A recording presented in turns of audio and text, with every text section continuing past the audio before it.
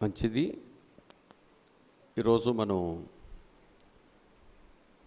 క్రిస్మస్ను గురించి కొన్ని మాటలు నేను మీకు నేర్పిస్తాను. క్రిస్మస్ అనగా యేసుక్రీస్తుని ఆరాధించటం. ఆరాధన అనేటువంటిది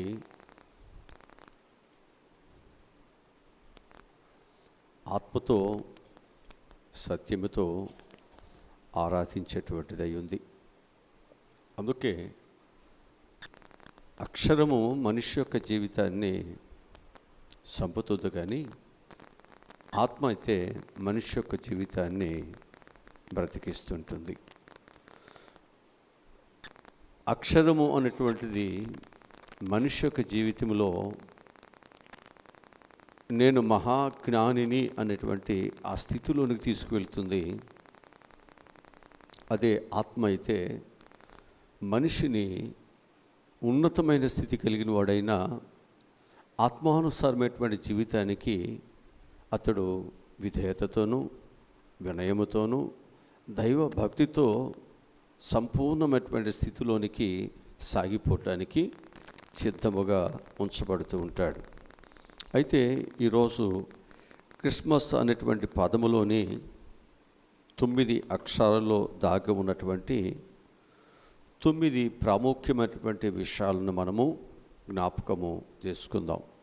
అనేక మంది క్రిస్మస్ని ఆరాధన చేయొచ్చు, చేయకపోవచ్చు, పాటించవచ్చు, పాటించకపోవచ్చు. కానీ యేసుక్రీస్తు యొక్క పుట్టుక, యేసుక్రీస్తు యొక్క మరణము, యేసుక్రీస్తు యొక్క పునరుత్థానము చాలా ప్రాముఖ్యమైనది. ఇది క్రైస్తవ జీవితాలలో ఇది లేకుండా క్రైస్తవుడుగా మన యొక్క జీవితాల్లో మనం భక్తిని కొనసాగించలేం. కనుక ఈ 3 అనేటువంటివి మన విశ్వాస జీవితానికి ఒక స్తంభము లాంటివి. అందుకే ప్రతి ఒక్కరూ కూడా మనం ఏం చేయాలి అంటే, మనము యేసుక్రీస్తు యొక్క జన్మమును గురించి ఖచ్చితంగా మనం ఏం చేయాలి, దానిని మనము పాటించవలసిన అవసరత మనందరి మీద ఉంది. ఎందుకని అంటే, ఎప్పుడూ జరిగినటువంటి స్వతంత్రం గురించి, ఎప్పుడో జరిగినటువంటి వాటిని గురించి మనము ఇప్పటికీ మనం ఏం చేస్తున్నాం, వాటిని పాటిస్తూనే మనం ఉంటూ ఉన్నాం. అట్లాగే మన పితరులు యేసుక్రీస్తు వారి యొక్క జన్మమును గూర్చి, మరణమును గూర్చి, ఆయన యొక్క పునరుత్థానమును గురించి వారు చెప్పటం జరిగింది. పరిశుద్ధ గ్రంథములో కూడా వాటి యొక్క ఛాయలు మనకు కనిపించటం జరిగింది.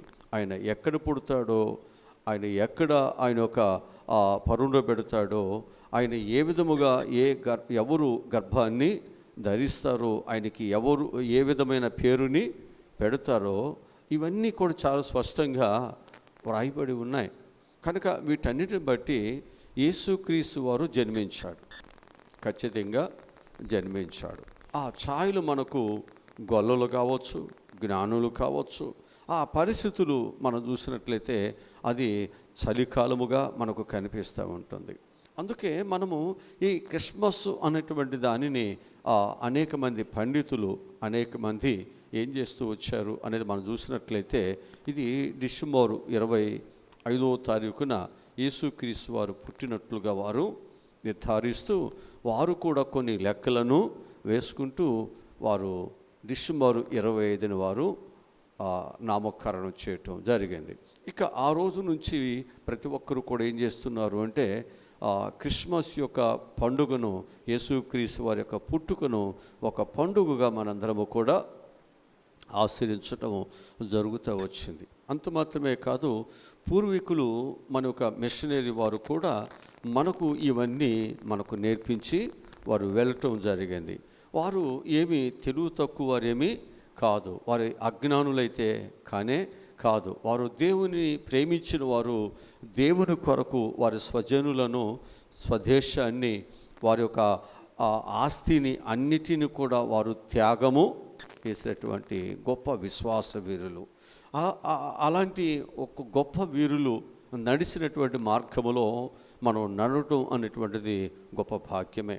నేటి దినములలో యెరూషలేము పట్టణాన్ని ఒక పరిశుద్ధ పట్టణముగా మనం అందరం కూడా భావిస్తూ అనేక మంది పరిశుద్ధులైనటువంటి వారు ఆ ప్రాంతంలో నడిచినటువంటి ఆ యొక్క ప్రాంతాన్ని అనేక మంది సంచరిస్తూ ఏం చేస్తున్నారంటే, మేము కూడా యేసు ప్రభు వారు పుట్టినటువంటి దేశానికి, ఆయన పెరిగినటువంటి దేశానికి, లేకపోతే శిష్యులు, లేకపోతే ఆ ప్రాంతంలో అనేకమైనటువంటి దేవుని యొక్క పరిశుద్ధులైనటువంటి వారు సంచరించినటువంటి నివాసం చేసినటువంటి ప్రాంతాలకు మేము వెళ్ళి వచ్చాం అని చెప్పి ఎంతో సంతోషిస్తున్నాం.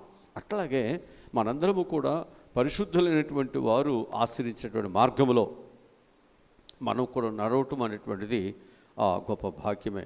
ఎందుకని పౌలు అన్నాడు, నేను క్రీస్తును పోలి నడుచుస్తున్నాను, మీరు కూడా నన్ను పోలి నడుచుకోండి. అక్కడ పౌలు చెప్పేటువంటి మాట మనం జ్ఞాపకం చేసుకున్నట్లయితే, ఒకవేళ వాక్యము అనేటువంటిది మనిషి యొక్క జీవితాన్ని ఒకవేళ బ్రతికింప చేయదుగానే మనిషిని చంపేస్తుంది, కానీ విశ్వాసం మాత్రము, ఆత్మ మాత్రము మనిషిని బ్రతికింప చేస్తుంది. అందుకే ప్రభు ఏమని చెప్తున్నాడు అంటే, అందరిని కూడా ఒక విశ్వాస సంబంధమైన వారుగా మనం ఉండాలి.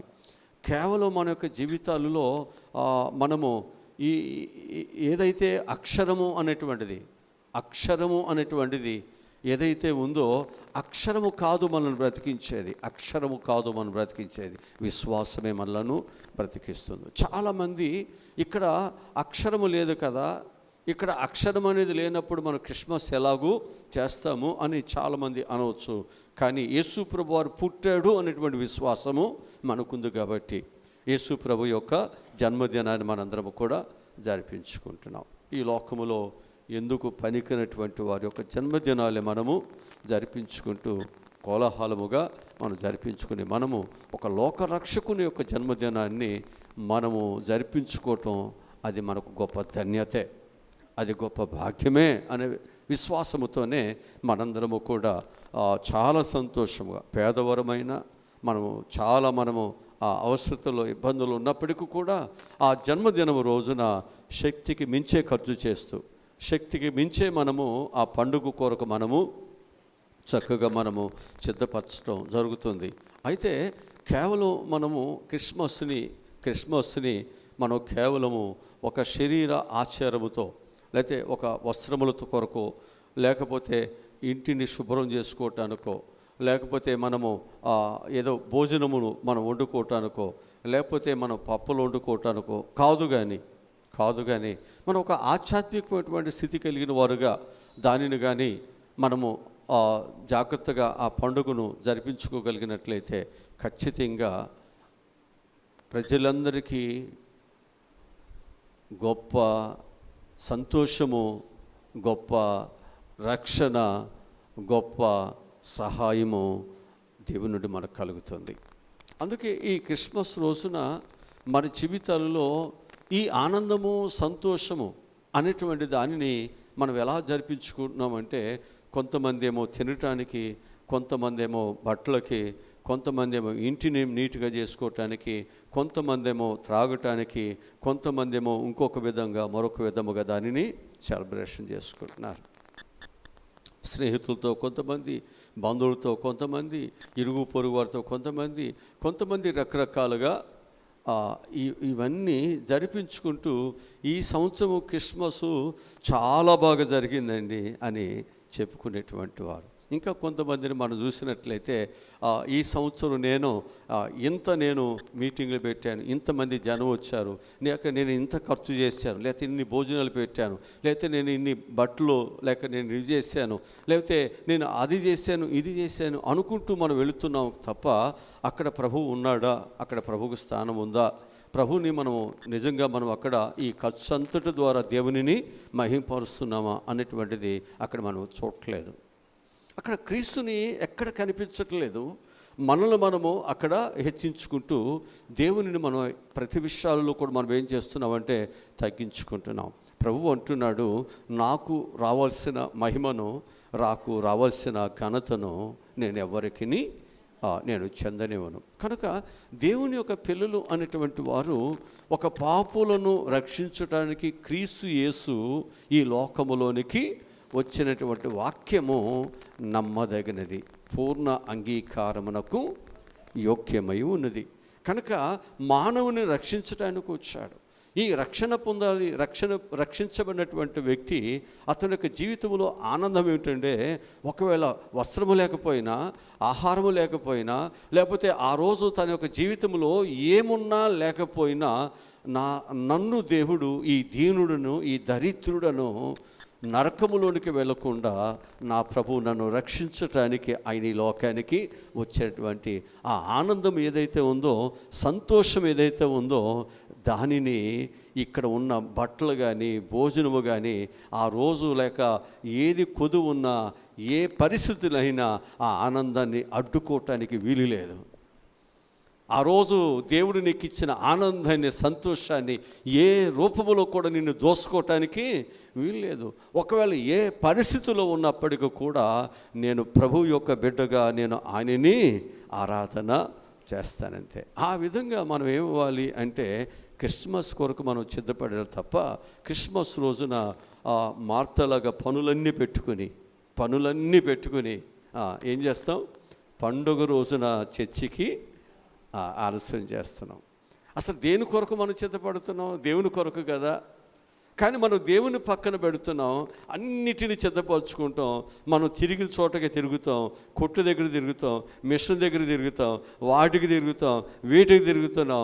అవసరమైతే వాడు పని చేయలేదు, వీళ్ళు పని చేయలేదు, టైం అయిపోతుంది అంటూ మనస్తాపం చెందుతూ, గలిబిలు చెందుతూ, ఇంట్లో శాంతి సమాధానం లేని పరిస్థితుల్లో క్రిస్మస్ ఆరాధనలు జరిపించుకుంటున్నాం. ఇది నిజమైనటువంటి ఆరాధికుల యొక్క మనస్తత్వం కాదు అనే విషయాన్ని నేను మీకు జ్ఞాపకం చేస్తున్నాను. మన జీవితాల్లో ఎంతమంది అయినా రావచ్చు, పిల్లలు రావచ్చు, లేకపోతే అన్నదమ్ములు రావచ్చు, అక్క చెల్లెలు రావచ్చు, ఎంతమంది వచ్చినా మనం వాళ్ళ కొరకు కాదు పండుగ అంటే. పండుగ అని మనం చెప్పుకొని అందరిని పిలుచుకుని దేవుని సన్నిధి నిర్లక్ష్యం చేస్తున్నాం. దేవునితో ఉన్న సంబంధాన్ని మనము నిర్లక్ష్యం చేస్తున్నాం. ఇది క్రైస్తవునిగా, దేవుని ప్రేమించే బిడ్డలుగా మనకు మంచిది కాదు. ఇలా అజ్ఞానముతో మనం ఉండకూడదనే ఈ క్రిస్మస్ ముందుగా కొన్ని మాటలు మాత్రమే నేను మీకు చెప్పగలుగుతున్నాను. మీకు అన్ని విషయాలు తెలుసును. అయినా క్రిస్మస్ రోజున మనము పండుగ సందర్భముగా మనందరం వస్తున్నప్పుడు ఆ యేసుక్రీస్తు వారిచ్చే శాంతి, యేసుక్రీస్తు వారిచ్చే రక్షణ, యేసుక్రీస్తు వారి యొక్క తోడు, యేసుక్రీస్తు వారి యొక్క కాపుదల నాకు కావాలి అనుకున్నప్పుడు మనం ఏం చేయాలంటే, ఆయన పాదాల దగ్గరే మరియలాగా కూర్చోవలసిందే. ఆమె భోజనం కొరకు ఆతృతపడలేదు, పిండి వంటల కొరకు ఆతృతపడలేదు, మరొక దాని కొరకు ఆమె ఆతృతపడలేదు. దేవుని సన్నిధిలో ఆయన నోటి నుండి వచ్చే మాటను ఆమె వినాలి అంటే ఆశతో ఆయన పాదాల దగ్గర కూర్చుంది. దానిని ప్రభువు అన్నాడు, ఈమె ఉత్తమమైన దానిని ఇవి ఏర్పాటు చేసుకుంది. క్రిస్మస్ రోజున ఉత్తమమైన దానిని ఏర్పాటు చేసుకుంటున్నామా? ఉత్తము కానటువంటి దాని విషయాల్లో ఆనందాన్ని, సంతోషాన్ని గడుపుతూ ఇది క్రిస్మస్ అనుకుంటున్నామా? ఆలోచించండి. నేను బట్టలు కొనుక్కోవద్దు, పిండి వంటలు చేసుకోవద్దు, లేకపోతే ఇంటిని శుభ్రం చేసుకోవద్దు అసలు అన్నానండి. మనం పిల్లలతో అందరితో సంతోషంగా అన్నీ గడుపుకోవాలి. అన్నిటికంటే ముఖ్యముగా మొదటి స్థానము దేవునికి మనం ఇవ్వాలి. మన పిల్లలు కూడా దైవ సన్నిధికి మనం తీసుకురావాలి. దేవుని ఆశీర్వాదాలు దైవ సన్నిధిలో మనం సంపాదించుకోవాలని మనము ఆశ కలిగి మన పిల్లలను కూడా ఆ విధంగా మనం ప్రిపేర్ చేసి అందరిని తప్పకుండా క్రిస్మస్ రోజున దేవుని సన్నిధికి ప్రతి ఒక్కరు వచ్చి దైవ దీవులను మనందరం కూడా పొందుకోవాలి. దేవుని దీవులతో 2026 సంవత్సరం అంతా గొప్పగా దేవుని కృపలో ముందుకి సాగిపోవాలి. సరే, ఇక్కడ క్రిస్మస్ అనేటువంటి పదములో 9 అక్షరాల్లో దాగి ఉన్నటువంటి 9 ప్రాముఖ్యమైనటువంటి విషయాలను నేను మీకు చెబుతాను. మొదటి మాట మనం చూసినట్లయితే దానిలో మొదటి మాట సి అంటే ఏంటి అంటే దేవుడు పిలుస్తున్నాడు. దేవుడు ఏం చేస్తున్నమాట? పిలుస్తున్నాడు. దీనిని మనం జ్ఞాపకం చేసుకున్నట్లయితే మొదటి దశలోనికి రాసేటువంటి పత్రికలో 2వ అధ్యాయము 11వ వాక్యాన్ని చదువుదాం.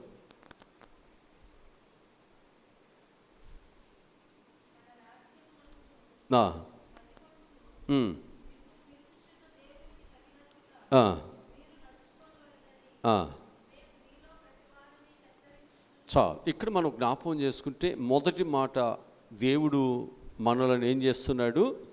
పిలుస్తున్నాడు. ఎందుకు పిలుస్తున్నాడు? అక్కడ చెప్పాడు, ప్రతి ఒక్కరూ కూడా ఏం చేయాలి?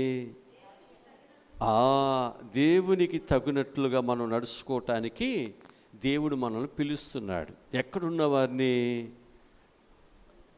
లోకములో ఉన్నవారిని, చీకటిలో ఉన్నవారిని, మరణ ఛాయలులో ఉన్నవారిని, దేవునికి, దైవ సన్నిధికి, వాక్యానికి దూరముగా ఉండి నరకానికి వెళ్ళిపోతున్న వారిని దేవుడు ఇప్పుడు ఏం చేస్తున్నాడు అన్నమాట? పిలుస్తున్నాడు. ఆయన పిలుపు ఎవరైతే వింటున్నారో వారికి దేవుడు గొప్ప ఆశ్రయం ఇస్తున్నాడు, గొప్ప రక్షణ ఇస్తున్నాడు.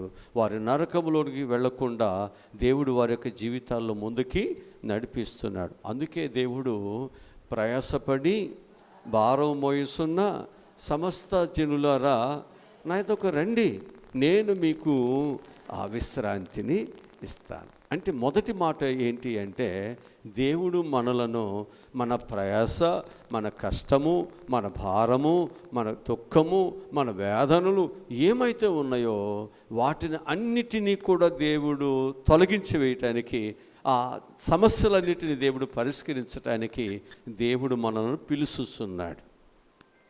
ఆయన పిలుపును ఎవరైతే అంగీకరిస్తారో, ఆయన పిలుపుకి ఎవరైతే లోబడుతుంటారో, ఆయన పిలుపుని బట్టి దేవుడు ఖచ్చితంగా దేవుడు సహాయమును ఖచ్చితంగా ఇస్తాడు. ఈరోజు మనం జ్ఞాపకం చేసుకోవాలి, మన విశ్వాసతను జ్ఞాపకం చేసుకోవాలి, మన భక్తిని మనం జ్ఞాపకం చేసుకోవాలి. మనల్ని పిలిచిన వాడు నమ్మదగిన వాడు. ఆయన పిలుపును ఎవరైతే అంగీకరిస్తున్నారో, ఆయన పిలుపును బట్టి ఎవరైతే నడుచుకుంటూ ఉంటున్నారో వారు అడుగుపెట్టు ప్రతి స్థలాన్ని దేవుడు ఏం చేస్తున్నాడు? దీవిస్తున్నాడు. అందుకే దేవుడు పిలుస్తున్నాడు. నీ శాపము, పాపమును దేవుడు తీసివేసి నిన్ను ఒక ఆశీర్వాదకరముగా మార్చటానికే దేవుడు మనలను పిలుస్తున్నాడు. అందుకు ప్రభు ఈ లోకానికి ఆయన వచ్చాడు. హల్లెలూయా, హల్లెలూయా. కనుక మానవుని దేవుడు ఏం చేస్తున్నమాట? రండి, నా యొద్దకు రండి, నా యొద్దకు రండి, నేను మీకు విశ్రాంతిని నేను ఇస్తాను. నా యొద్దకు వచ్చిన వారిని నేను త్రోసివేయను. నా యొద్దకు వచ్చినటువంటి వారు నేను ఫలభరితమైనటువంటి జీవితంలోనికి వారిని నేను నడిపిస్తాను. వారిని చేయి పట్టుకుని నడిపిస్తాను.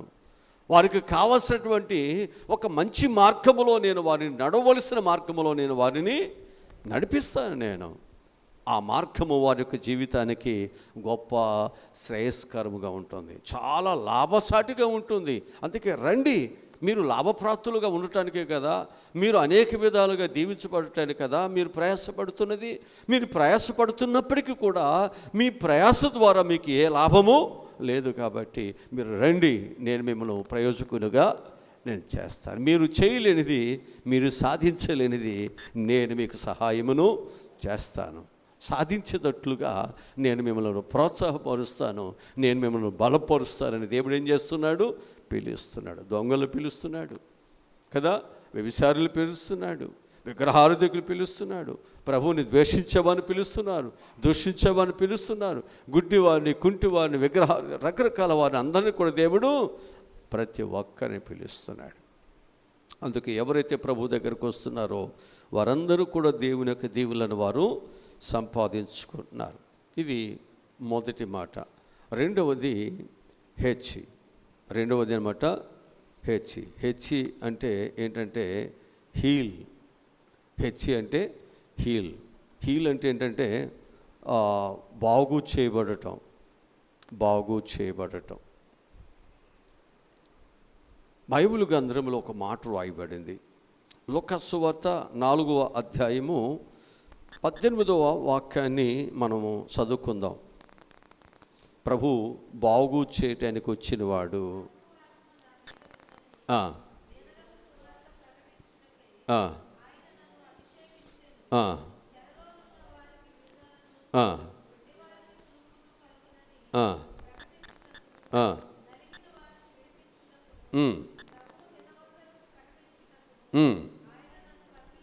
హల్లెలూయా. ఎందుకు వచ్చాడో చెప్పాడు కదా. ఎందుకు వచ్చాడు అంటున్నాడు అక్కడ అంటే బాధల్లో ఉన్నవారిని, బంధకాలలో ఉన్నవారిని, ఇబ్బందుల్లో ఉన్నవారిని, కన్నీటిలో ఉన్నవారిని విడిపించాలి. ఇంకా గుడ్డి వారికి ఏం చేయాలి? చూపు కావాలి. పేదలకు ఏం కావాలి? సువార్త కావాలి. నలిగిపోతున్న వారికి ఏం కావాలి? నలిగిపోతున్న వారికి ఏం కావాలి? విడిపించాలి. ఏ సమస్యలతో నలిగిపోతున్న వారికి ఏం చేయాలి? విడుదల కావాలి. అందుకు ఇక్కడ మనం జ్ఞాపం చేసుకుంటే ప్రభువు ఎలా వచ్చాడు అంటే బాగు చేయటానికి ఆయన వచ్చాడు. నిన్ను బాగు చేయటానికి వచ్చాడు. క్రిస్మస్ అంటే బాగు చేయబడుట. అందుకు మనం ఏం చేయాలి? క్రిస్మస్ని మనము జాగ్రత్తగా మనం అర్థం చేసుకుంటే దానిలో చాలా ఆశీర్వాదాలు దాగి ఉన్నాయి. దానిని గ్రహించిన వాడు ఏం చేస్తాడు అంటే నేను ప్రభువు దగ్గరికి వెళితే ఆయన బాగు చేయటానికి కదా వచ్చింది, కనుక నన్ను బాగు చేసేటువంటి వాడు దగ్గరికి నేను వెళ్ళాలి. నా కుటుంబంతో వెళ్ళినట్లయితే ప్రభు తప్పకుండా నన్ను బాగు చేస్తాడు. అందుకే గుడ్డివారు వచ్చారు, కుంటివారు వచ్చారు, ఓసకాలు చేతులు కలిగిన వారు వచ్చారు, బంధకాల్లో ఉన్నవాళ్ళు వచ్చారు, అప్పులతో ఉన్న వాళ్ళు వచ్చారు, నలిగిపోయే వాళ్ళు వచ్చారు, గర్భఫలము లేని వాళ్ళు వచ్చారు, చాలామంది వచ్చారు ప్రభు దగ్గరికి. బిడ్డల్ని చనిపోయినటువంటి వారు అంటే పోగొట్టుకున్న వాళ్ళు కూడా వాళ్ళు ప్రభు దగ్గరికి వచ్చి బాగుపడిపోయారు. అందుకే ప్రభు అంటున్నటువంటి మాట ఏంటి అనేది మనం ఇక్కడ జ్ఞాపకం చేసుకుంటే ప్రభు యొక్క ఆత్మ నా మీద ఉంచబడేది, అందుకే ఈ కార్యాలన్నీ ప్రభు అందుకంట తన ఆత్మను తన కుమారుడికి ఇచ్చి లోకానికి పంపించాడు. మనందరిని బాగు చేయడానికి ఒక గొప్ప సువార్థికుడు, ఒక గొప్ప కార్యాలు జరిగించేవాడు, లేకపోతే స్వస్థత వరాలు కలిగినటువంటి వారు ఎవరో వచ్చారు అంటే మనం ఏం చేస్తాం? పరిగెడుతున్నామా బలోమని? మరొక లోకరక్షకుడే పరలోకాన్ని విడిచిపెట్టి, సుఖాన్ని, మహిమను ఇవన్నీ విడిచిపెట్టి మనల్ని బాగు చేయటానికి ఆయన వచ్చాడు అన్నటువంటి రోజుని మనం ఎలాగ మర్చిపోతాం? అసలు ఆ రోజు, ఆ సన్నిధికి, ఆ సమయానికి ఎలాగ మనం దూరంగా ఉంటాం? ఆలోచించండి. అందుకే ప్రతి ఒక్కరము కూడా మనం ఏం చేయాలి అంటే విశ్వాసముతో ఉండాలి. విశ్వాసముతో ఉండాలి. ఆ విశ్వాసమే నిన్ను బాగు చేస్తుంది. ఆ విశ్వాసమే నిన్ను స్వస్థపరుస్తుంది. ఆ విశ్వాసమే నిన్ను దేవుని బిడ్డగా నిన్ను ముందుకి తీసుకువెళ్తుంది. అందుకు ఇక్కడ మనం జ్ఞాపకం చేసుకున్నట్లయితే రెండో మాట ఏమిటన్నమాట? ప్రభు మనలను బాగు చేయటానికి ప్రభు ఈ లోకానికి ఆయన వచ్చాడు. ఎవరైతే స్వస్థత లేక మన పడి ఉన్నట్లయితే అంటాడు కదా, 38 సంవత్సరాలు కోనేటి దగ్గరే పడి ఉన్న వ్యక్తి దగ్గరికి ప్రభు వెళ్ళాడు కదా. వెలిసి నువ్వు స్వస్థత పడగోరుస్తున్నావు అన్నాడు. దేవుడు ఏం చేశాడు? ఆయనని బాగు చేశాడు. అలాగనే ఆ శాన దయ్యం పట్టిన వాడి దగ్గరికి కూడా ప్రభు వెళ్ళాడు కదా. ఆ వ్యక్తిని కూడా దేవుడు ఏం చేశాడు? బాగు చేశాడు. ఈరోజు నేను మీకు జ్ఞాపకం చేస్తున్నాను, మనల్ని బాగు చేయగలిగిన వాడు ఈ లోకానికి వచ్చాడు. మనలను నిలబెట్టగలిగిన వాడు ఆయన ఈ లోకానికి వచ్చాడు. మనల్ని ఈ లోకములో పడిపోయినటువంటి స్థితి కలిగిన వారిని ఆయన బాగు చేయటానికి ఈ లోకానికి వచ్చారు. కనుక మనందరము ఎక్కడెక్కడ చిదిలిమయ్యామో, ఎక్కడెక్కడ పడిపోయామో, ఎక్కడెక్కడ మన యొక్క జీవితాల్లో అస్వస్థత అనేటువంటిది, పాపం అనేది మన జీవితాలని బలహీనము చేస్తుందో దానిని, పాప రోగములు అన్నిటినీ కూడా బాగు చేయగలిగిన వాడు మన ప్రభు అయిన యేసుక్రీస్తు ఒక్కరు మాత్రమే. ఆయన మాట నిన్ను బాగు చేస్తుంది. ఆయన సన్నిధానములో నీవు ఉంచే విశ్వాసమే నిన్ను బాగు చేస్తూ ఉంటుంది. అందుకు ప్రతి ఒక్కరూ కూడా ఆయన ఒక జన్మదినమందు మనం ఏం చేయాలంటే బాగు చేసే దేవుడు, నా కుటుంబాన్ని బాగు చేసే దేవుడు అని మనం విశ్వసించినట్లయితే, నమ్మగలిగినట్లయితే అందరూ తప్పకుండా దైవ సన్నిధికి రండి.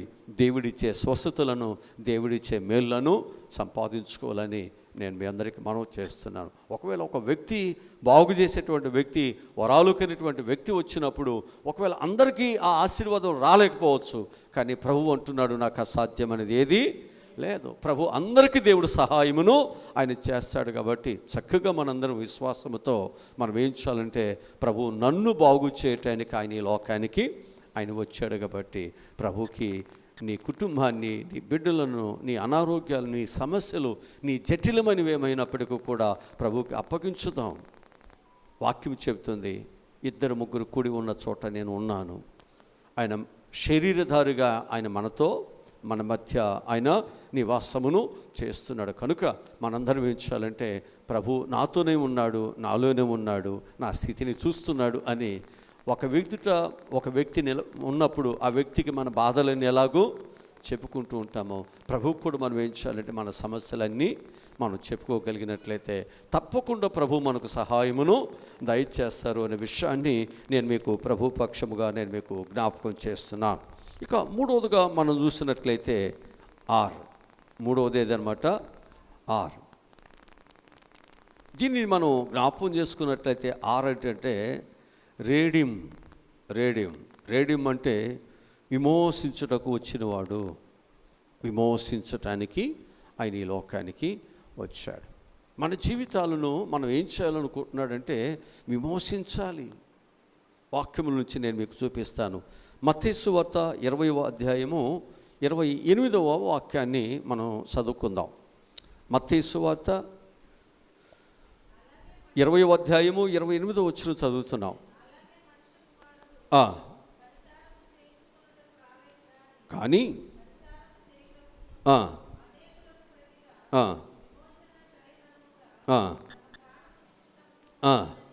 హల్లెలూయా. అంటే ఇక్కడ మనం జ్ఞాపకం చేసుకుంటే విమోచించటానికి వచ్చాడు.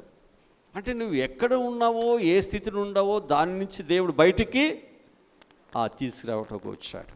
నేను ఒకవేళ అప్పులలో ఉన్నా, లేకపోతే మన యొక్క జీవితాలలో అందరూ కూడా మనలను వెలివేసే పరిస్థితిలో ఉన్నా, లేకపోతే సమాజం మనలను దూరంగా పడవేసిన, దేవుడు మనలా తీసుకొచ్చి సమరసిని దేవుడు తీసుకొచ్చాడు కదా. వెలివేయబడిన స్థితి నుంచి దేవుడు మన సమాజంలోనికి, మనుషుల యొక్క సంచారంలోకి తీసుకొచ్చాడా? కనుక ఎవరు చేయలేదు, తల్లిదండ్రులు చేయలేదు, పెద్దలు చేయలేదు, లోకములో ఎవరు చేయలేటువంటి దాన్ని ఎవరు చేయగలిగారు? దేవుడు చేస్తాడు. అందుకే నిన్ను విమోచించగలిగిన వాడు. ఏ పరిస్థితుల్లో ఉన్నా, ఒకవేళ దిక్కుమాలిన పరిస్థితుల్లో ఉన్నా, అవమానకరమైన పరిస్థితుల్లో ఉన్నా, అనేకమైనటువంటి ఇబ్బందులు కొలిమిలో ఒకవేళ మనం ఉన్నా, దానిలో నుంచి దేవుడు బయటికి తీసుకురావటానికి. అందుకే ఆయన బలవంతుడు, నిత్యుడగు తండ్రి, బలమైన దేవుడు కదా. ఆయన భారము కలిగిన వాడు. కనుక నువ్వు తప్పకుండా విమోచించు వాడి దగ్గరికి నువ్వు రాగలిగినట్లయితే ఖచ్చితంగా నేనేం చేస్తాడు? సింహబోను నుండి కదా, క్రూరమైన స్థితి నుండి, ఆపదల నుండి, శత్రుత్వాల నుండి, ప్రమాదాల నుండి, అనేకమైనటువంటి ఒంటరితనముల నుండి, అనేక ఇబ్బందుల నుంచి మన ప్రభు అయిన యేసుక్రీస్తు మనలను విమోచించేవాడు. మరి ఈ లోకానికి వచ్చినప్పుడు అసలు ఇంట్లో మనం ఈరోజు తింటే ఏమైంది, తినకపోతే ఏమైంది, అంతేనా? విమోచించేటువంటి వాడు ఈరోజు నా యొక్క జీవితంలో నాకు ఒక గొప్ప కార్యమును చేయడానికి ప్రభు ఈ లోకానికి వచ్చాడు అన్నప్పుడు, మనకు ఆ విశ్వాసం ఉన్నప్పుడు మనం ఏం చేయాలి? ఖచ్చితంగా మనం వచ్చి తీరాల్సిందే. మనకి పొళ్ళు వచ్చిన దగ్గర నుంచి ఈ భూమి మీద 6 నెలల 6వ దినం దగ్గర నుంచి మనం ముట్టిస్తున్నామే, ఆడక్కడి నుంచి చప్పడిస్తూ ఉంటాడు. ఇక అక్కడి నుండి తినకుండా ఎవరు ఉన్నారు? కనుక ఒక్కరోజు ఒక్క పూట, రోజు అంతేందుకు ఒక పూట కాస్త తినకపోయినా పర్వాలేదులే, ఇంటికి వెళ్ళినాక వండుకుని తిందాంలే అని మనకు విశ్వాసం ఉంటే మనం ఏం చేయొచ్చు? ఖచ్చితంగా విమోచించే దేవుడు నీకు ఇచ్చిన సమయాన్ని ఖచ్చితంగా దాన్ని ఏం చేయొచ్చు, సద్వినియోగము చేసుకోవచ్చు. అందుకే ప్రతి ఒక్కరికి ఆ యేసుక్రీస్తు యొక్క పుట్టుకను కూర్చున్న అవగాహన, ఆలోచన, ఆ జన్మదినమందు ప్రభు మనకి ఏమైతే ఇస్తానికి ఆయన ఈ లోకానికి వచ్చాడో, ఆయన పుట్టినప్పుడు మనం లేకపోవచ్చు కదా, ఆ పుట్టినరోజు నేను ధన్యుడిని జరిపించుకుంటున్నాను, నేను బ్రతికున్నాను, ఆ పుట్టినరోజులో నేను కూడా పాలుభాగస్తున్నవుతున్నాను, ఇది నాకు గొప్ప భాగ్యము అని చెప్పి మనం దేవుని స్తుతించేటువంటి ఆ ఘనమైన ఉన్నతమైన మనసుతో మనం ప్రభువుని ఒకవేళ ఘనపరిచేవారుగా మనం ఉండగలిగితే అసలు ఇంటి దగ్గర మన కాలు చేయగుద్దా, అసలు ఇంటి దగ్గర ఉంటావా, మన మనసు అసలు ఇంటి దగ్గర ఉంటుందా? ఖచ్చితంగా మనం ఏం చేయాలి, దేవుని సన్నిధికి అంతే వచ్చేయాలి. అంతే మన మనసు, అదే మన మనసు. కనుక మూడవది ఏమిటనమాట, విమోచించడానికి ప్రభు ఈ లోకానికి వచ్చాడనమాట. ఆరంటే అనమాట, ఆరంటే రేడియం, ఆరంటే రేడియం, రేడియం అంటే విమోచించటకు వచ్చినవాడు. ప్రభు అయిన యేసుక్రీస్తు వారు దేనికి వచ్చాడు, విమోచించడానికి వచ్చాడు. ఇక నాలుగవదిగా మనం చూసినట్లయితే ఐ అంటే ఇంపార్టెంట్. ఇంపార్టెంట్ అంటే ఏంటి, మనిషికి కావాల్సింది ఇంపార్టెంటు. వాక్యములను చదువుదాం. యోహాను సువార్త 10వ అధ్యాయము 10వ వాక్యాన్ని చదువుదాం.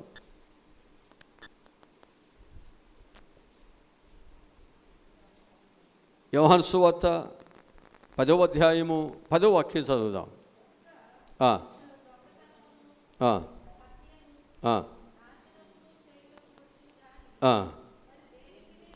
మరి దేనికి రాడు,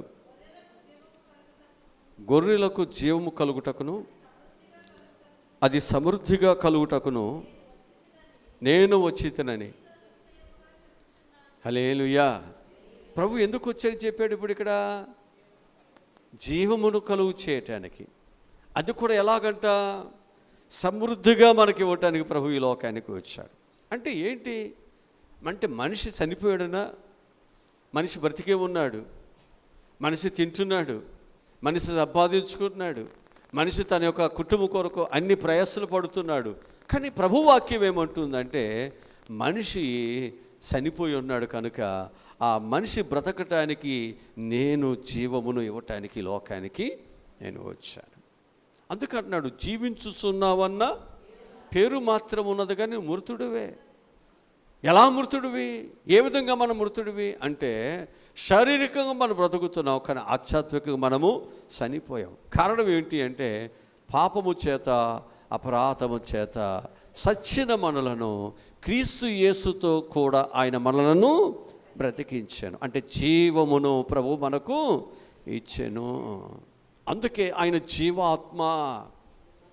ఎవరైతే బ్రతకాలి అనుకుంటారో ఆ జీవింపజేసేటువంటి దేవుని సన్నిధికి రావాలి. ఆయనతో మనము అంటగట్టబడాలి. ఆయనతో అంటకట్టబడినప్పుడే మనం బహుగా మనం ఫలిస్తాం. అప్పుడే మనం ఫలిస్తాం. అంటే నిన్ను బ్రతికించే ఒక జీవాత్మ జన్మదినాన్ని ఎలాగూ మనము నిర్లక్ష్యంగా ప్రభు సన్నిధికి రాకుండా, మిశ్రమ బట్టలు లేదనో, సరిగ్గా కుట్టలేదనో, లేకపోతే నాకు భోజనం లేదనో, ఎప్పుడు కష్టపడుతున్నాను, కనీసం పండుగ రోజు కూడా నాకు ఈ భర్త అనేవాడు, ఈ పిల్లలు అనేవాడు, లేదా ఈ భార్య అనేది ఒక మంచి ఏమీ మాకు లేదు. మనం గొడవలు సమస్యలతో విలువైన దైవ సహవాసాన్ని, దైవ సన్నిధిని వృధా చేసుకోవద్దు. అపవాది ఏం చేస్తాడంటే, నీ మేలు కోరినట్లు కానీ, నీ బిడ్డల మేలు కోరినట్లు కానీ, నీ కుటుంబం యొక్క మేలు కోరినట్లు కానీ మాట్లాడతాడు. ఆదాములతో మాట్లాడలేదా? మాట్లాడతాడు. మన మేలు కోరినట్టుగా మాట్లాడతాడు. యేసుప్రభు వారితో మాట్లాడలేదా? మాట్లాడతాడు. మేలు కోరినట్టు మాట్లాడతాడండి. కానీ ఈరోజు మీకు జ్ఞాపకం చేస్తున్నాను, వాడు మన మేలు కోరడు, వాడు ఎప్పుడు మన కీడునే కోరుతూ ఉంటాడు. జాగ్రత్త. అపవాది మనసు కలిగిన వారు కూడా మనకెప్పుడు కూడా మేలు కోరినట్లుగా ఉన్న వారు మనకెప్పుడు కీడునే వారు చేస్తూ ఉంటారు. అందుకే జాగ్రత్త కలిగి మనం ఏం చేయాలి అంటే, ఆ చెట్టు యొక్క గుణమును ఎరిగి, దాని యొక్క గుణమును ఎరిగి దానితో సహవాసమును చేయాలి. ఆ గుణమును ఎరిగి మనం ఉండాలి. ఆ చెట్టు యొక్క ఫలములేంటో మనం తెలుసుకోవాలి. అందుకంటున్నాడు, మనం దేవుని యొక్క పిల్లలమైనట్లయితే దేవుని యొక్క మార్గములో, దేవుని యొక్క వాక్యములో, పరిశుద్ధతలో, విశ్వాసతలో, వాక్యము అనేటువంటి ఫలములతో మనం ఆధ్యాత్మికంగా మనం ఫలిస్తాం.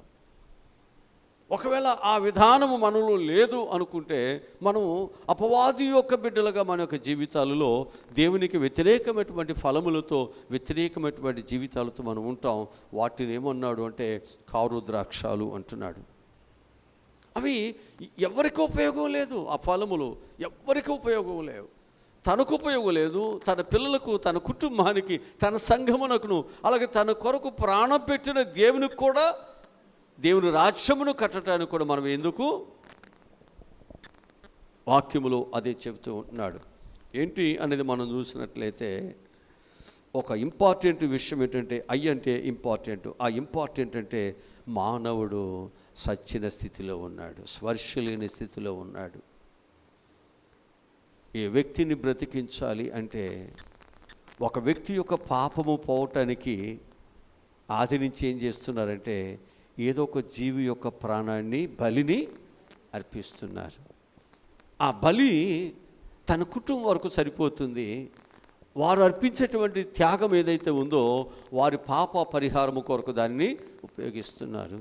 కానీ ప్రభు అర్పించే బలి అర్పణ మాత్రము అది ఒక కుటుంబానికి కాదు, ఒక ప్రాంతానికి కాదు, ఒక దేశానికి కాదు, భూమి మీద ఉన్న ప్రతి ఒక్కరి యొక్క పాపదోషములన్నిటిని విడిపించి వారిని బ్రతికింప చేయటానికి, జీవింప చేయటానికి ప్రభు అయిన యేసుక్రీస్తు వారు మన కొరకు బలి అర్పణగా ఆయన అర్పించారు. హల్లెలూయా. అందుకే నా కొరకే కదా నాయనా నువ్వు చనిపోయింది, నా పాప శాపములను నన్ను బ్రతికించటానికి, నన్ను విమోచించటానికి, నేను నరకములోనికి వెళ్ళకుండా పరలోకములోనికి వెళ్ళటానికి కదా నీవు ఇంత త్యాగము చేస్తున్నావని ఆయన యొక్క త్యాగాన్ని, ఆయన ప్రేమను, ఆయన ఉన్నతమైన స్థితిని మనం ఏం చేయాలంటే జ్ఞాపకం చేసుకుని ఆయన హృదయపూర్వకముగా ఆయనని మనం స్తుతించాలి, మనస్ఫూర్తిగా ఆయనను గణపరచాలి. అందుకు దేవుడు మనలను ఈ క్రిస్మస్ యొక్క ఆనందములోనికి దేవుడు మనల్ని ప్రవేశపెడుతున్నాడు. మనం పొట్లాడుకోవటానికో, కొట్టుకోవటానికో, తిట్టుకోవటానికో, లేకపోతే ఆ రోజున అది లేదో ఇది లేదని భార్యను భర్తో, లేకపోతే పిల్లలు తల్లిదండ్రులు పిల్లలు నిందించుకోవటానికి కాదు అది, నిందించుకోవటానికి కాదు అది, లేకపోతే అది లేదు ఇది లేదు, లేకపోతే అట్లా ఉంటే బాగుండదు ఇట్లా ఉంటే బాగుండదు అనిపించుకోవటానికి కాదు అది. ఏమున్నా ఏమీ లేకపోయినా నేను దేవునిని మాత్రం ఆరాధన నేను చేస్తాను. ఏది దేవుని ఆరాధన చేయటానికి నాకు అడ్డు ఏది ఉండటానికి వీల్లేదు. అది శ్రమలైన, బాధలైన, కష్టములైన, ఉన్నవైనా, లేనివైనా, లోతైన, ఎత్తైన ఏది అయినప్పటికీ కూడా క్రీస్తు ప్రేమలో నుండి నన్ను ఏది వేరు చేయలేదు. అందుకే వారు జైలులో ఉన్న, కొట్టబడుతున్న, పేదవారుకున్న, దరిద్రులుకున్న, వారు ఎక్కడ త్రోయబడుతున్నా, ఎక్కడ నడుస్తున్నా వారు దేవుని స్తుతిస్తూనే ఉన్నారు. మన జీవితాల్లో దేవుని స్తుతించడానికి, దేవుని గణపరచడానికి ప్రభు మనకు ఒక చక్కటి అవకాశాన్ని దేవుడు మనకు ఇస్తున్నాడు. కనుక మనందరము కూడా ఈ జీవితము, ఈ జీవము ఎవరి కొరకు? నా కొరకు కాదయ్యా, ఈ జీవితము నీ కొరకే, నన్ను బ్రతికించిన నా దేవుని కొరకు. ఈ ప్రాణము, ఈ కుటుంబము, ఈ బిడ్డలు, ఈ అందసందాలు, ఈ డబ్బులు, ఈ ఇల్లు వాకిళ్ళు ఇవన్నీ ఎవరిచ్చారు? నువ్వే కదా నాయనా అని మనం ఏం చేయాలంటే ఆయనని మనసు పూర్తిగా మనం ఏం చేయాలి? ఆయనని ఘనపరచాలి, ఆయన మహిమపరచాలి, ఆయనని ఉన్నతంగా మనం ఆయనని ఆరాధన చేయాలి. ఒక మాట మీకు చెప్తాను. రాహాబు వేశ్య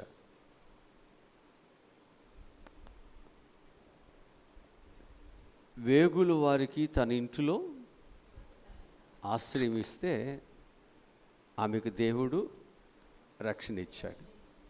అంతే కదా? అంటే ఒక దేవుని యొక్క పిల్లలు ఆపదలో ఉన్నారు. ఆ ఆపదలో ఉన్నటువంటి వారికి నా బ్రతుకు ఏమైనా కావచ్చు, నేను ఒకవేళ అసహించే స్థితిలో ఉండొచ్చు, కానీ నేను అవకాశం నాకు దొరికినప్పుడు నేను ఒక మంచి పనిని నేను ఇది చేయాలి. ఆ మంచి మనసే, ఆ మంచి పనే ఆమె కుటుంబాన్ని, ఆమె బిడ్డలను కాపాడటానికి కారణమయ్యింది. గనులైనటువంటి స్త్రీ ఒక దైవజనునికి తన ఇంటిలో ఆశ్రయమును ఇవ్వటను బట్టి దేవుడు ఆ బిడ్డకు చక్కని కుమారుని ఇచ్చాడు. అంత మాత్రమే కాకుండా ఆ కుమారుడు చనిపోయినప్పటికీ కూడా దేవుడు ఆ బిడ్డను బ్రతికించాడు. అంటే సువార్తను అందించేవాని యొక్క పాదములు సుందరమైనవి. ఆ సుందరమైనటువంటి ఆ సేవకుని యొక్క, ఆ సువార్తుని యొక్క పాదములను రాయి తగలకుండా మనం జాగ్రత్తగా చూసుకోవాల్సిన అవసరం మన మీద ఉంది. మన ఇంట్లో దేవుడు మనకి ఏమి ఇచ్చినప్పటికీ కూడా ఆయన మనం ఏం చేయాలి? దేవుని పేరట మనం ఏం చేయాలి? దేవుని మనం అక్కడ గణపరుస్తూ ఉండాలి. గణపరచాలంటే దేవుడు నీకు ఇచ్చిన దానిలో ఖచ్చితంగా మన విశ్వాసాన్ని బట్టి ఏం చేయాలి? దేవుని మందిరంలోనికి మనం తీసుకురావాలా? ఊరికి నేను మీకు చెబుతాను, కానీ మీరేమి దీనిని ఇంకొక విధంగా అన్యంగా భావించవద్దు. ఒకవేళ మీకు దేవుడు మంచి పప్పులు వండుకున్నారనుకోండి, పక్కంటోళ్ళకి పెట్టకపోయినా, పక్కంటోళ్ళకి ఎదరాల్చకపోయినా, అసలు పక్కంటోళ్ళకి నువ్వు వండుకున్న విషయమే అలా తెలియకుండా జాగ్రత్తగా దాచుకున్న దేవుని మందిరంలో దైవజనుడికి మాత్రం తేకుండా ఉండకూడదు. అందుకే ఆ పండుగ రోజున ఒక పక్క కానుకలు, ఒక పక్క క్యాను పప్పులకేనండి పెడితే మనం ఏం చేయాలి? కానుకలు తేవాలి. అంతే కదండి. అంటే దేవుని ప్రేమించటం. అయ్యగారండి మేము ఎక్కడ వండుకున్నామంటే వండుకోపోతే పర్వాలా, వండుకున్న వాళ్ళ సంగతి అండి నేను చెప్పేది. పోనీ చర్చి టయానికి వండుకోలేదు అనుకుందాం, ఆ తర్వాత అయినా వండుకుంటావుగా. లేదండి మేము క్రిస్మస్ కాదు వండుకునేది, సంక్రాంతికి వండుకుంటాం అయ్యగారంటే అప్పుడు వద్దులే. క్రిస్మస్కి వండుకున్న వాళ్ళే తేండి, సంక్రాంతికి వద్దు. ఒకవేళ వండుకుంటూ తెండి. ఊరికే ఈ మాటలు చెబుతున్నారు సుమ, అయ్యగారు అంటే పప్పాల గురించి చెప్తున్నాడు అంటే మనం ఏంటంటే రాహాబు వేష ఏం చేసింది? విశ్వాసముతో తన యొక్క సేవకులకు ఆశ్రయమును ఒక ఆశ్రయమునిచ్చింది. ఆ సమస్యల నుంచి, గండము నుంచి వారిని తప్పించింది. ఆ కుటుంబానికి దేవుడు రక్షణను దేవుడిచ్చి. అంతే. మనం దేవుని పని చేస్తే దేవుడు మనకేం కావాలో దేవుడు ఖచ్చితంగా దేవుడిస్తాడు. నాకు తెలుసు మన సంఘంలో చాలామంది బట్టలు కుట్టించుకోమని చాలామంది డబ్బులు ఇస్తారు, చాలామంది ఇస్తారు. నాకు తెలుసు వాళ్ళు ఎవరికి చెప్పరు, మరి చెప్తారో నాకైతే తెలియదు, కానీ ఇస్తూ మాత్రం ఇస్తారండి. కనుక దేవుడు వారిని మంచిగా దేవుడు దీవించాలి. తినలేదు అనకూడదు మళ్ళీ మనం. కనుక మనం దేవుని కృప, ఇదంతా దేవుని యొక్క దయ. లేకపోతే ఈ మురుకోడిని చూసి ఏమిస్తారు? గాడిదకి ఎవడు పెడుతున్నాడు? సద్ది బొద్ది తప్ప. గాడిదకి మంచిది ఎందుకు పెట్టారు అంటే ఏసై పైన ఉన్నాడు కాబట్టి. అంతే. ఆ గాడిద మీద ఎవరున్నారు? అంతే. దానికి లేకపోతే ఆ రోజు వండుకున్న పలవాలు, లేకపోతే ఆ రోజు వండుకున్న స్వీట్లు ఎప్పుడైనా తినేరుకుందంటావా ఆ గాడిది? అసలు ఎప్పుడన్నా అట్లాంటి స్థితి దానికి తెలుసు అంటావా? అంతేనండి. కనుక ఈ గాడిద కూడా ఈ స్థితి దేవుడిచ్చింది. ఇది నాకు కూడా తెలియదు. దేవుడిచ్చిన కృప. దేవుని మోసినంతకాలము, దేవుని సువార్తను నేను చక్కగా అందించినంత కాలము, నేను దేవునికి లోబడి విధేయత కలిగి బ్రతికినంత కాలము దేవుడు నన్ను ఊరేగిస్తూనే ఉంటాడు. దేవుడు నన్ను ఘనపరుస్తూనే ఉంటాడు. దేవుడు నాకేం కావాలని దేవుడు సహాయమును చేస్తాడు. పిలిచినవాడు నమ్మదగినవాడు. హల్లెలూయా, హల్లెలూయా. కనుక ఈ 2025వ సంవత్సరం క్రిస్మస్ మాత్రం ఇక్కడ వాసలతో ఉండాలి. ఇక్కడ ఒకవేళ ఇంటి దగ్గర అందరూ క్యారేజీలు కట్టుకుని ఇక్కడ తెచ్చుకుంటే, ఈమె క్యారేజీ ఆమెకి, ఆమె క్యారేజీ ఈమెకి, వీళ్ళ క్యారేజీ వాళ్ళకి మార్చుకొని ఒకవేళ ఇక్కడే క్యారేజీలు వాసనతో తింటే అసలు మనకు వంట మాస్టర్ ఎందుకండి? మళ్ళీ మనం డబ్బులు పోగు చేసుకుని ఇక్కడ వంట చేసుకోవటం ఎందుకు? కనుక మనమే ఏం చేయొచ్చు అని అనుకుని ఆమె క్యారేజ్ మంచిది తెస్తుంది కదని పచ్చడి పట్టుకెళ్దాం తిరిగితే అట్లా ఉపయోగించారు. అట్లా చేయవాకండి. పండగ పూట అందరూ మంచిగా వండుకోండి, అందరూ చక్కగా దేవుని మందిరంలోకి మంచిగానే సంతోషంగా రండి. హల్లెలూయా. సరే, ఇక మనము ఐదవదిగా మనం చూసినట్లయితే ఎన్నోది? ఐదవది ఏంటనమాట? ఎస్ అంటే అనమాట ఇక్కడ ఏమంటాడంటే ఎస్ యొక్క అర్థం ఏంటంటే సీక్ అంటే ఏంటంటే నశించిన దానిని వెదకి రక్షించుటకు ప్రభు వచ్చారు. లూకా సువార్తలో 19వ అధ్యాయము 10వ వచనం మనం చదివితే చక్కటి మాట ఉంది. చదవండి త్వరగా. నశించిన దానిని వెదకి రక్షించుటకు.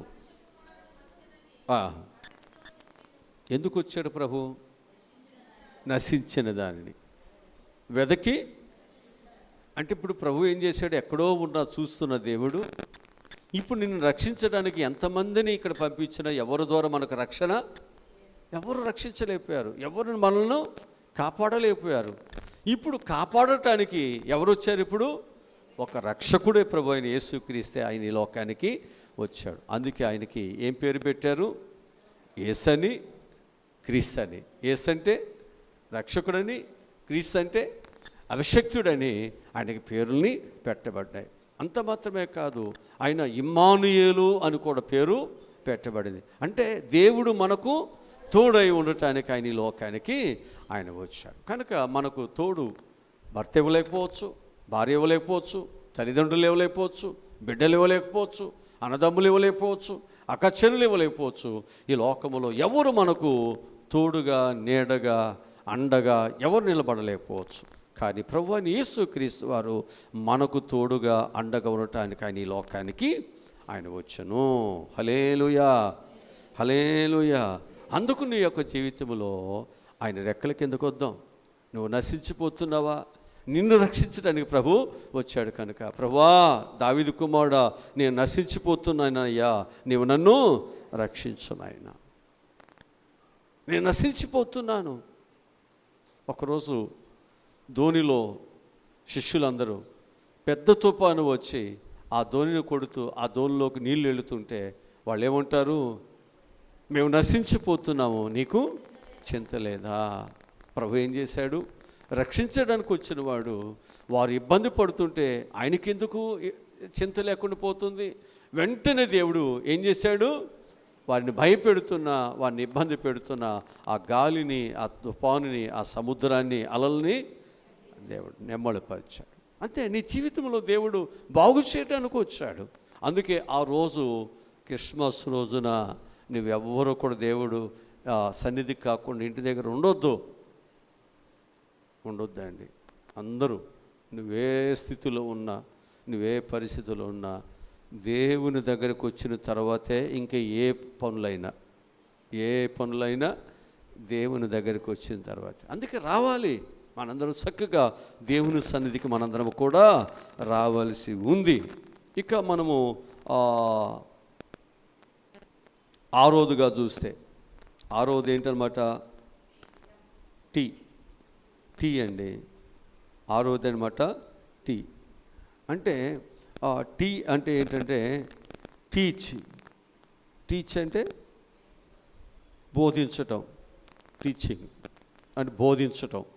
మనకు వాక్యంలో మనం చూసినట్లయితే మార్కు సువార్త 1వ అధ్యాయం 8వ వాక్యాన్ని మనం చదువుదాం. మార్కు సువార్త 1వ అధ్యాయము 8వ వచనం చదువుదాం.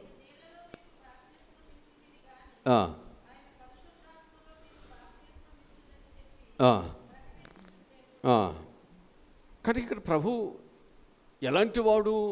పరిశుద్ధాత్మతో నింపబడి ఆయన మనలను నడిపిస్తాడు, ఆయన ప్రకటిస్తాడు.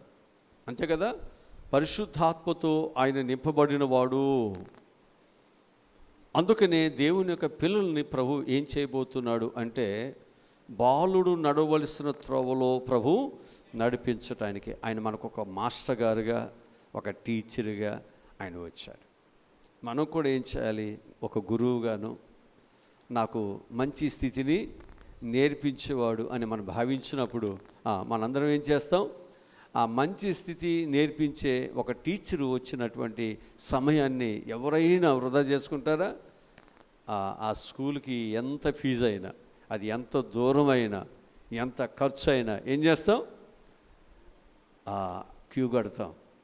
అట్లాగే మనం ఒక మంచి టీచరు లేదా ఒక మంచి బోధకుడు కదా, ఒక మంచి మాటలను చెప్పగలిగిన వాడు అంటాడు కదా, నేను సొలొమోను కంటే కూడా జ్ఞానము కలిగినవాడు, సొలొమోను కంటే కూడా గొప్ప జ్ఞానాన్ని కలిగినవాడు. ఈరోజు నేను అంటున్నాను, నీ జీవితంలో ఆయన మాటలు నిన్ను బ్రతికించేటట్లు, ఆయన మాటలు నిన్ను సరైన మార్గములో నడిపించేటట్టు, ఆయన మాటలు నిన్ను ధైర్యపరిచేవి, ఆయన మాటలు నీ జీవితాన్ని సరిచేస్తూ ఒక వెలుగు మార్గములో నిన్ను నడిపించేవి.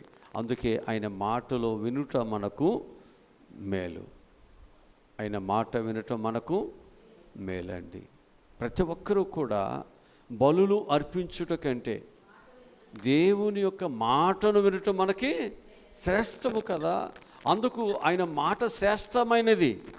అది మాట శ్రేష్టమైనది అన్నప్పుడు ఆయన మాటల్లో ఏది వదులుకోవటానికి, ఏది విడిచిపెట్టడానికి శ్రేష్టమైనదాన్ని ఎవరైనా ఇష్టపడతారా?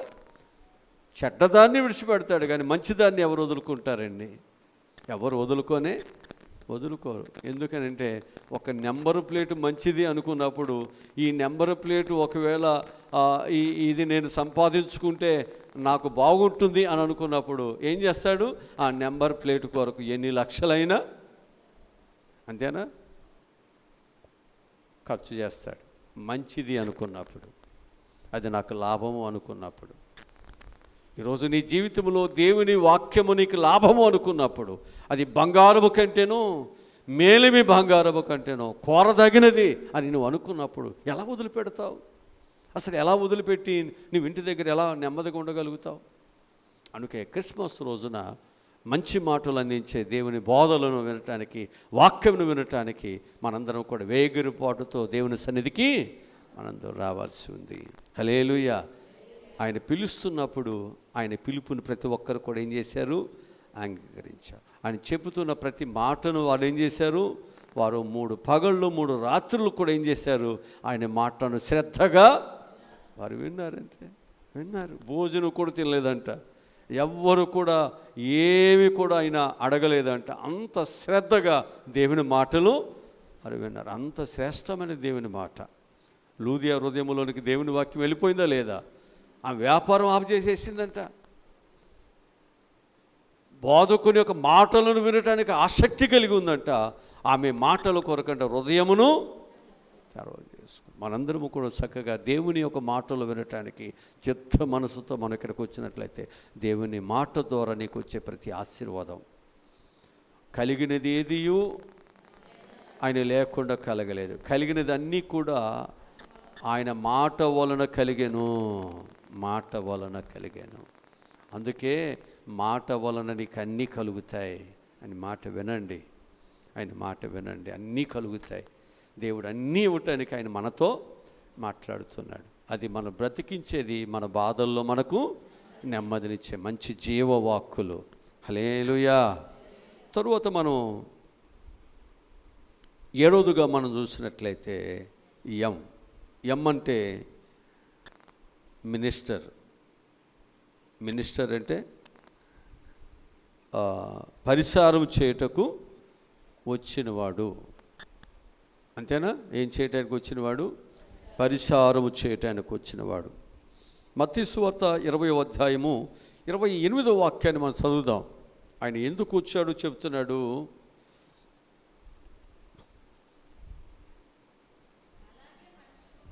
మనుష్య కుమారుడు రాలేదు కానీ ప్రతిగా విమోచన క్రయధనమును. హల్లెలూయా. అంటే ఇక్కడ ఏంటంటే పరిచర్య చేయటం. ప్రభు ఎందుకు వచ్చాడు ఇక్కడికి? పరిచర్య చేయటానికి. అందుకే భక్తులైన వారు సమర్పణతో కుష్ఠరోగులకు పరిచర్య కదా, విధవరాళ్ళకు పరిచర్య, ఆహారము లేని వారికి పరిచర్య. ఇబ్బందుల్లో ఉన్నవారికి హాస్పిటల్ కట్టి వారికి పరిచర్య. ఇలాగూ అనేకమైన పరిచర్యలు ఈ దేవుని కలిగినటువంటి వారు ఇక్కడ మనకు మన దేశంలో జరిగిస్తూ వస్తున్నారు. కనుక మనము కూడా ప్రభు ఏ విధముగా ఒక పరిచర్యను ఆయన జరిగించాడు. ఆ పరిచర్య ద్వారా ఆ యొక్క మినిస్ట్రీ ద్వారా ఏం జరిగిందంటే సువార్త పరిచర్య అందరికీ జరిగిందనమాట. ఆ మినిస్ట్రీ ఏంటి అంటే ఖచ్చితంగా మన పరిచర్య జరిగించాల్సింది. అందరూ తప్పకుండా పరిచర్యను ప్రభువు నాకు చేస్తాడు అని నీకు విశ్వాసం ఉంటే ఏం చేస్తావు? పరిచర్య చేసేవారి దాన్ని తప్పకుండా మనం పిలుచుకుంటాం కదా. వాళ్ళ దగ్గరికి మనం వెళతాం. వాళ్ళ దగ్గరికి వెళితే పని జరుగుతుంది, లేకపోతే వాళ్ళు సహాయమును చేస్తారు అనుకున్నప్పుడు ఏం చేస్తాం? నమ్మి మనం ప్రభు దగ్గరికి వెళతాం. ప్రభు వాక్యం చెబుతుంది, నమ్ముట నీవంతైతే నమ్మువానికి సమస్తమును సాధ్యమే. హల్లెలూయా.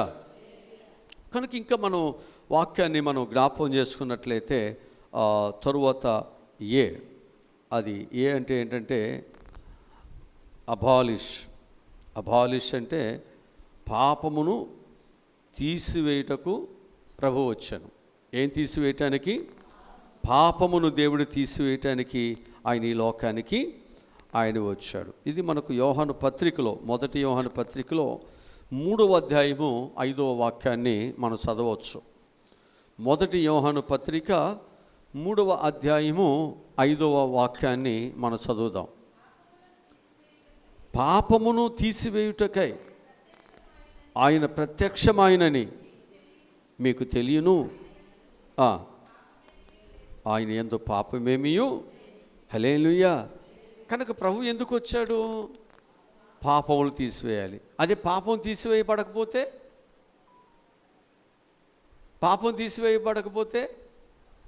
పాపం వలన మనుషుడికి వచ్చే లాభము, జీతము ఏంటి? మరణం. అందుకు ప్రభు ఇప్పుడు ఏం చేస్తున్నాడు? నీకు నష్టపరిచేటువంటి ప్రతి పాపాన్ని, అంటే ఇప్పుడు నీ కుటుంబం ఏ పాపం చేత, అలవాట్ల చేత మన జీవితాల్లో మనము నష్టపోతున్నాము, ఇబ్బంది పడుతున్నాము, దాన్ని తీసివేయటానికి ప్రభు ఈ లోకానికి వచ్చిన రోజు కాబట్టి మనందరం ఏం చేయాలి? ఆ రోజుని మిస్ కాకుండా జాగ్రత్తగా మనందరం కూడా కుటుంబాలతో మన దేవుని సన్నిధికి రావాలి. ఒకవేళ ఆ రోజు ఇబ్బందికరముగా ఉన్నప్పటికీ, పరిస్థితులు ఒకవేళ అనుకూలతగా లేకపోయినప్పటికీ, అందరూ రాకపోయినా కనీసం నీ కుటుంబ తరపున నీవైనా వచ్చి ప్రభు దగ్గర నీ సమస్యలు చెప్పుకోవాల్సిందే. ప్రతిదీగా వచ్చి నీ కుటుంబ భారములు, కష్టాలు, ఇబ్బందులు ఏమైతే ఉన్నాయో అవన్నీ కూడా మన ప్రభుకి మనం చెప్పుకోవాలి. మనం చెప్పాలి. మన పిల్లలను ఖచ్చితంగా మన దేవుని సన్నిధికే కదా, అంటే ఎక్కడికో చోటకు నడిపించమని కాదు. ఎక్కడ నడిపించాలి? అదే దేవుని సన్నిధి అంటే నువ్వు వెళ్ళే సంఘానికి, అంతే కదా. దేవుని సన్నిధి అంటే చాలా సంఘాలు ఉన్నాయి కాబట్టి అటు ఇటు పోకూడదు. మనం ఎక్కడికి రావాలి? మన సన్నిధికి. మనం ఎక్కడైతే ఉన్నామో మన పిల్లలు కూడా అక్కడే ఉండాలి. నాకు ఎక్కడైతే దేవుడు నన్ను బాగు చేస్తున్నాడో అక్కడే నేను కూడా ఉండాలి. అది మనకు కావాలి. ఆ మనసు మనకు రావాలి. తరువాత మనం 8వదిగా మనం చూసినట్లయితే 8వది ఏదన్నమాట? ఏ అనేటువంటి అక్షరము ఏంటంటే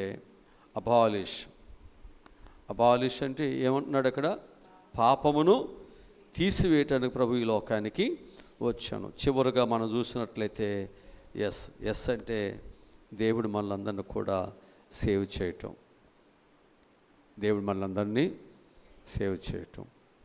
నువ్వు ఎక్కడున్నా దాని ద్వారా నీకు వచ్చే శిక్ష, దాని ద్వారా నీకు వచ్చే నష్టము, దాని ద్వారా నీకు వచ్చే ఇబ్బందిని ఆయన ఒక్కడే సేవ్ చేయాలి.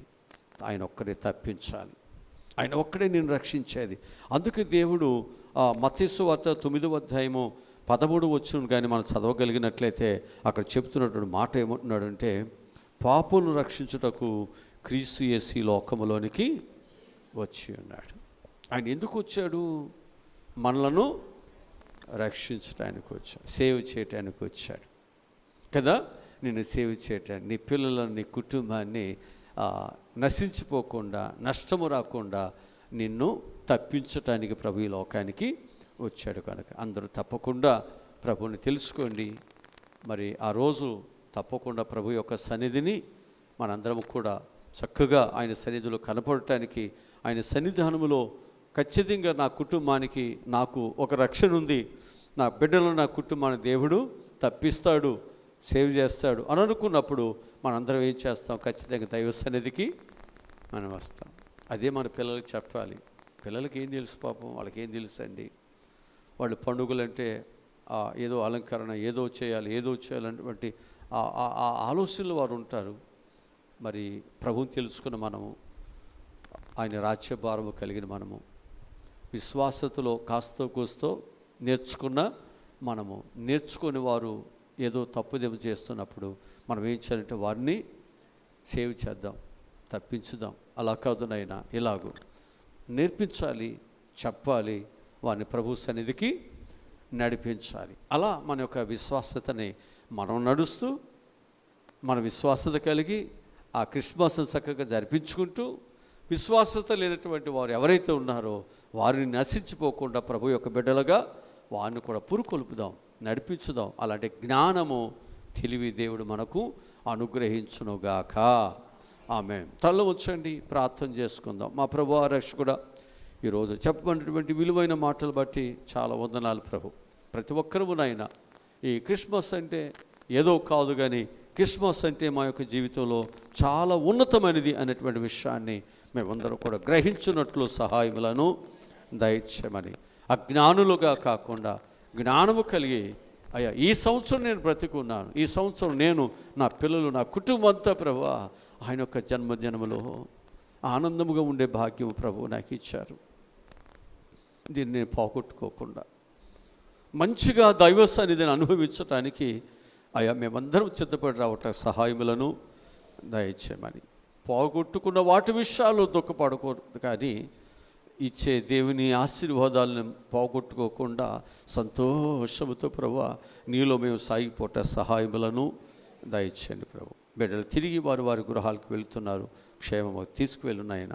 అలాగనే మేము ప్రభు యొక్క బలలో కూడా నాయన మేము పాలిభాగస్తులు అవటానికి వాక్యము చేత, సహవాసము చేత, దేవుని యొక్క సన్నిధిలో ప్రభు మేమందరం దేవునికి దగ్గరగా మా జీవితాలు నాయన మార్చుకోవటానికి దూరం చేసేటువంటిది ఏదైతే ఉందో దానిని తీసివేసుకుని, దానిని జయించి దేవుని పిల్లలుగా ప్రభువా మేమందరం రూపాంతరం చెందటానికి ఈ సహవాసము కూడికలు ప్రభువా నీవు మాకు ఇస్తున్నందుకు చాలా వందనాలు.